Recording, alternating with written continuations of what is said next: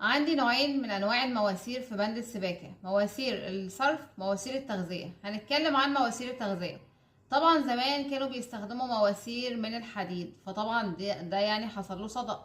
فحاليا بنستخدم المواسير اللي هي البولي بروبلين، فدي طبعا مقاومة للصدأ والتآكل والترسبات، فالجودة بتاعتها بتكون كويسة. طيب عندي منها لونين: في اللون الاخضر، ده بيكون اللي هو في الداخلي، اللي هو في الشقة يعني نفسها، المطبخ، الحمام، وهكذا. في عندي اللون الاسود، ده بنستخدمه في الواجهات اللي هو الخارجي علشان بيستحمل الاشعة اللي فوق البنفسجية. اللي هو النوع الاخضر، في منه نوعين: في اللي هو القطاع نفسه، اللي هو القطاع الماسورة، اللي هو اللون الاخضر بيكون مفرغ، وده ساعات بيكون اللي هو الماسورة خضرة بس سادة، وساعات ممكن تلاقي فيها اللي هو خط اورنج وخط اصفر. النوع التاني برضو من اللي هو اللون الاخضر بتكون مش مفرغة، بيكون جواها ماسورة لونها ابيض، المفروض ان دي ضد البكتيريا. يبقى انا كده عندي في اللي هي الماسورة المفرغة، الماسورة اللي جواها ماسورة لونها ابيض، والاتنين اللي هو الاخضر.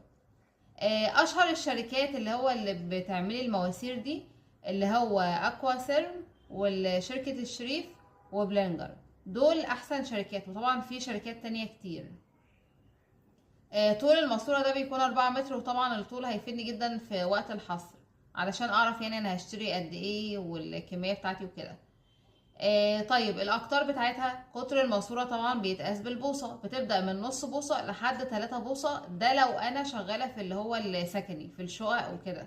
لكن لو هشتغل في مولات، في حاجات تجارية، طبعا هتبقى الاقطار اكبر من كده حسب ضغط المية اللي عندي. اخد بالي بقى ان انا الجدار بتاع الماسورة نفسه، اللي هو الجدار لما تيجي تشوفه هتلاقيه ان هو سميك. ليه بيكون سميك؟ علشان يستحمل ضغط المية، لان بيكون عليه ضغط ميه شديد جدا بيوصل لحد 20 بار.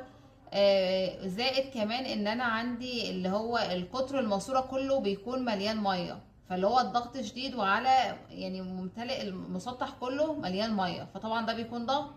فلازم يكون سمك الجدار سميك علشان يقدر يستحمل معايا.